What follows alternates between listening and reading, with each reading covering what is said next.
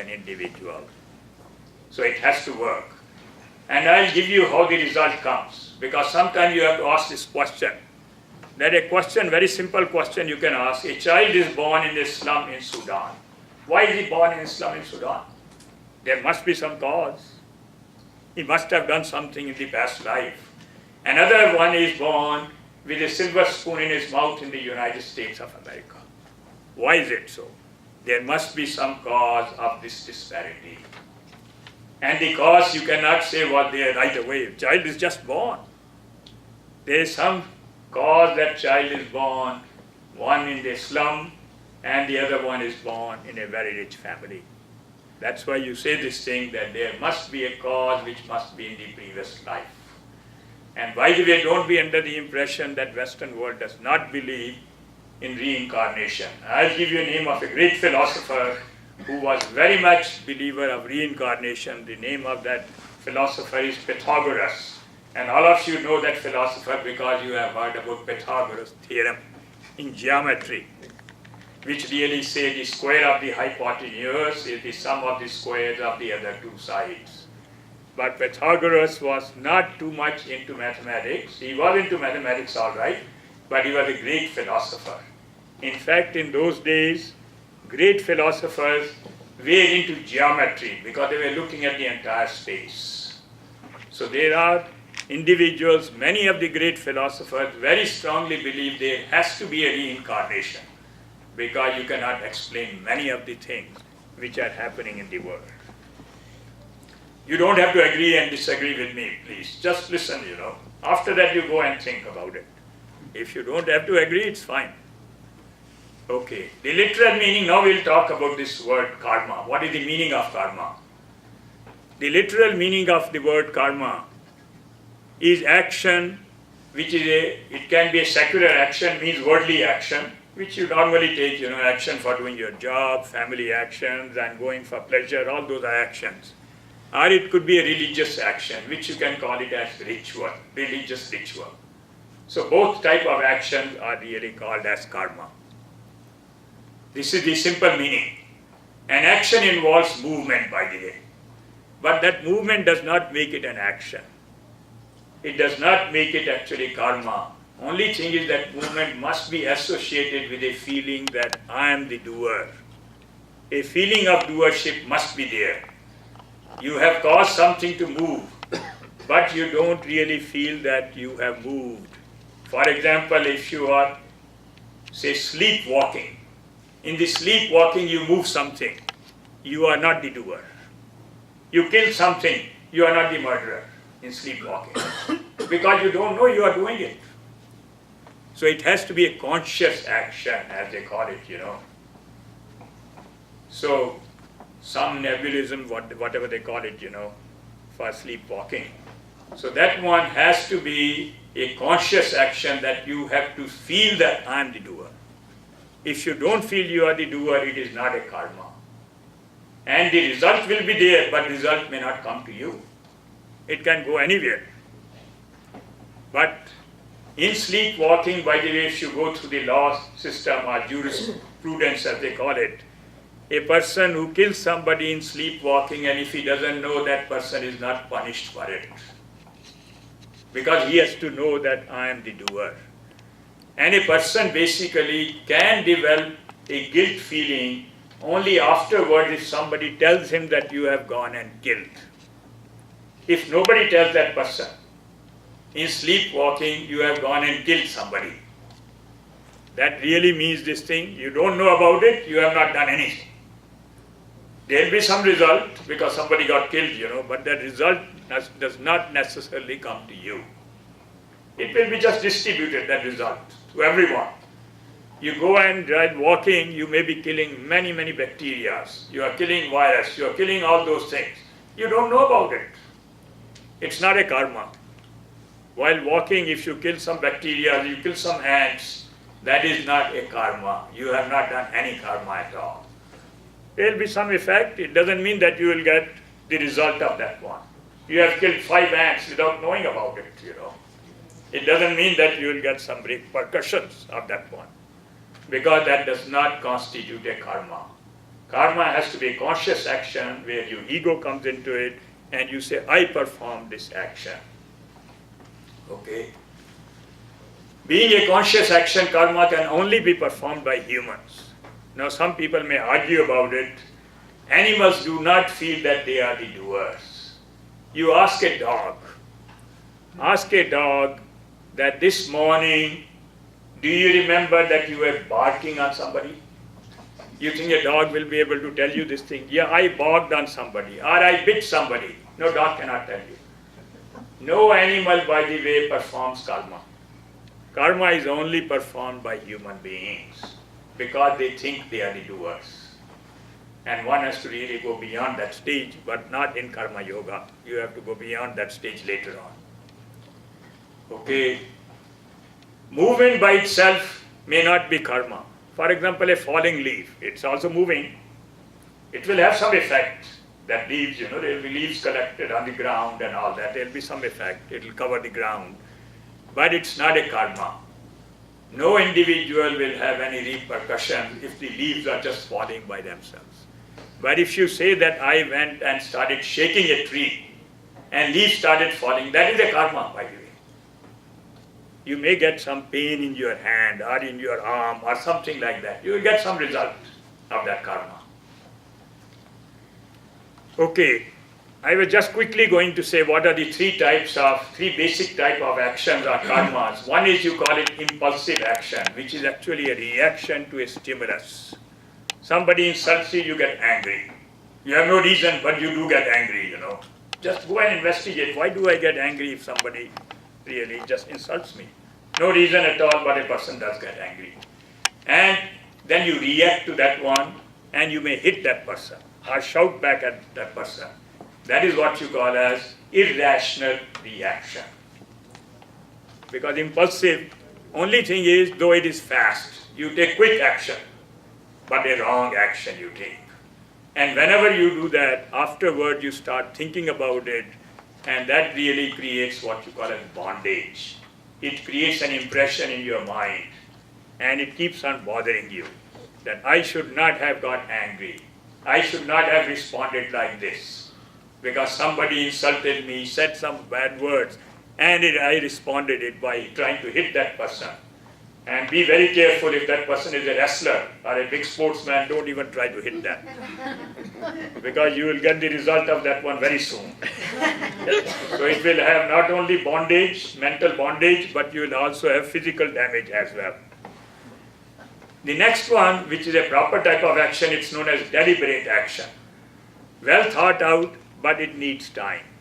That's the only problem with this one. And generally it's a rational action. That you have thought over it, looked at pros and cons, and then make the decision that I am going to take this action. The only thing, as I said, the problem is it takes time. But if you keep on really over and over deliberating on a similar kind of problem, a stage comes when you can really perform an action which you call as spontaneous action, where you don't have to deliberate anymore. It has become your second nature, which you call as intuition. You just know it, this is the right action. It happens in your profession also. A doctor is performing certain type of surgery, let's say a surgeon. Then he gets so much used to it that he doesn't have to really think what I should do, because you have got so much practice. Similar thing is here also, that somebody insults you, somebody does something else, and your reaction is based on the deliberate action. And that is very quickly you give the answer. If you want to test somebody, you meet a saint and ask a question, you will get answer right away. Saint will not tell you this thing, let me think about it and I'll let you know the answer after such and such time. No. They have gone through that question so many times that they really know what is the right answer for this particular individual. Because the answer may be different depending on who is asking. And they look at that person, they say, for you, this is the answer. A family member is there, he says, I want to leave my house, I want to become a monk. And the saint may tell that person, no, you are not ready for monkhood, you go back to your family. To another person, he may say, you are very good, just become a monk. Your family will feel very happy about it, It depends, upon the nature of that individual. Okay. The word karma is also used for what you call as material outcome of an action in a potential form. Whenever you perform an action, there is something is stored. Somewhere it is stored. You can't say where it is stored. Is it stored in the brain? Is it stored in the mind? No, you don't know where it is stored. There is an outcome which is somewhere it is stored, which is in a potential form. It has not come to fruition, but it is stored. Like you will find a seed, for example, is a potential tree. That a tree is stored in a seed. You don't know about it, but it's potentially, it is stored there. So sometimes the word is also used for the actual outcome of that action. So karma word is used for action, potential outcome of action, and also sometimes for action, sometimes for outcome. But most of the time we use it for action and the potential outcome of action. Material result of an action in a latent form, which is a potential form, it is like a seed which is a potential tree. Every karma creates outcome at two levels, by the way. Now this is an important item which one should know about it. When you perform an action, the result comes at two levels. One level you really call as a potential material outcome, that you are going to get a material result. You have done a good deed, you are going to get a result which will really make you happy. You have done a bad deed, you will get a result which will make you sorrowful. But what happens is, this may come at any time in the future and you don't know when it will come in the future. There is another one which happens, you get an immediate feeling of happiness or sorrow when you perform an action. That is what you call at the mental level. This feeling can leave an impression in your mind, and it can later on become a tendency. You do a good deed, you don't have to wait for the material result, which may come after 40 years or 140 years, but you start getting a mental satisfaction right away. So you have got one result at the mental level right away. You do a bad deed, you hurt somebody, you will really get a sorrowful reaction in your mind right away. So one, you get immediate result, another you get a result which will come later on sometime and you don't know about it. That is a material result, I call it, and the other one is result at the mental level. And both results have to come, and one should be very clear about it. If I perform a karma, the outcome of that deed will come to me. It will not go to somebody else, by the way. One should really know about it. It will come to you only. You have performed action, you have performed karma, the result comes to you. People think, no, it will go to somebody else. For example, I have performed a karma and somebody else got hurt. It is not because of your karma, by the way. That person got hurt because of his karma. You have to really think about it. A person says, I am having problem in my life because of my spouse. She is the one creating problem for me. That is not true. That problem is because of your karma, but the result is coming through your spouse. That is how the result is coming. You have to think about this one, Anything which is coming to you is coming because of your own karma. It is not coming because somebody else is doing it. You may be hurting somebody else, but that hurt to that person is coming because of the karma of that individual. Now you will get the result of your karma. The outcome of that deed will come to me, positive outcome for righteous action and negative outcome for unrighteous action. But the deed will always come to me only. And when it comes, it's not known to me, and what will be the outcome is also not clearly known to me. I don't think we are doing too well on time. Okay, but let's continue. By this time I wanted to finish the science, but it'll take some more time. Another extended meaning of word karma is destiny. In Sanskrit they call it prarabdha karma. Most of the people use this thing that I am having this because of my destiny. This is a potential result which has come to fruition in this life. The potential result has come from the action performed in the past lives, and they have come to fruition or fructified during this particular lifespan. That is what you call as destiny. I'll give you an example of this one. Whatever we feel is happening by chance or accident is actually the product of some definite cause which we cannot trace. And that's why we call it destiny.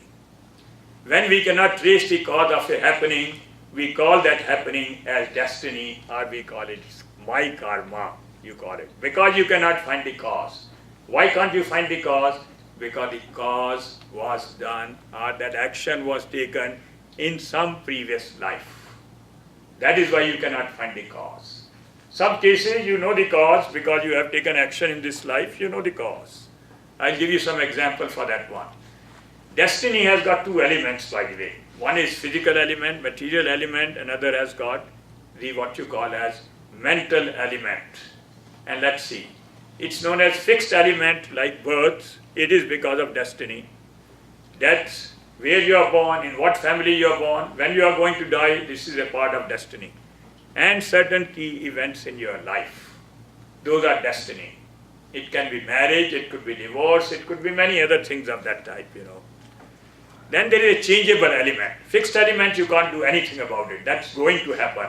Whatever you may try to do, it's going to happen. Changeable element are our inherent or acquired mental tendencies. We acquire a particular type of tendency. Tendency could be jealousy, tendency could be greed, it could be some anger. All these are tendencies of the mind. And this is what is known as changeable element. You can remove that tendency by action. And like insecurities, anger, greed, jealousy, it's built in a person. You will find twins are born. One is brave, the other one is very coward. Why are they different? Their stars are the same, by the way, because they are born at the same time. Identical twins. And I know the cases where identical twins are so much different in their nature. Because one is very, very brave, the other one is very coward. That is a tendency which you have brought from your past life. And a lot of tendency you develop in this life. From training from your parents, from your teachers, from societies, from the nation, you keep on building those tendencies. But those tendencies are changeable tendencies. You can really modify those tendencies or get rid of those tendencies. And these tendencies can be changed by our efforts. I'm giving an example like with meditation, you can change the tendency. The focus of Karma Yoga is to neutralize these tendencies, that is, purify the mind. And when you are able to purify the mind, get rid of anger, get rid of jealousy, get rid of greed, when you get rid of these things, then even you will be able to handle the fixed elements of karma. Because fixed elements of karma is going to happen. But if you are really not going to get angry with that situation, if you are not going to become greedy, if you are not going to become jealous, that means you are able to handle that situation. So it has helped you to really accept what has happened. In Buddhism, this is known as suchness, that you accept the happening, and after that you think what action I should take, what is an appropriate action after accepting. But if you take an action without accepting, that action becomes impulsive action, and that action is going to create a serious problem. Okay, in conclusion we can say, whatever has been the outcomes in our lives is related to some cause from this life or from our previous life, which you call as destiny. Some of these are logically understood, others may come as a surprise. Just to give you an example, the outcome of an action from this life only can be logically understood. For example, I put some money in the bank and I get some interest. It's very logically understood and I'll not have any surprise at all. I'll be very comfortable. I know I get 0.5% interest. That's the interest which you get nowadays, in the banks. And you have no really question about it. You know it, no surprise at all. My money has gone up by $2 or something like that. No surprise. Okay. then it happens that there is a combined outcome of our action from this life as well as from past lives. It is somewhat of a surprise, basically. A person says that I studied very hard for this test. I have the entire knowledge of this subject. I appear in the test and the result shows that I got poor grades. So there is some other factor which has come into it. That factor is coming, which you call as karma from your previous life. And you can have a third situation. The outcome is entirely coming from the previous life itself. That not coming anything from this life at all. That's a big surprise. It can be windfall. Suddenly you really hear that your uncle has left $5 million for you, which you never expected. It can happen sometime. Or you may hear the other side. It can be a calamity that you invested money in a particular stock and that company failed. These things do happen, quite commonly they happen, Somebody said, no, that company will do very well. But then you read that company has failed, it has become broke, the stock value has come down from $100 to some 2 cents or something like that,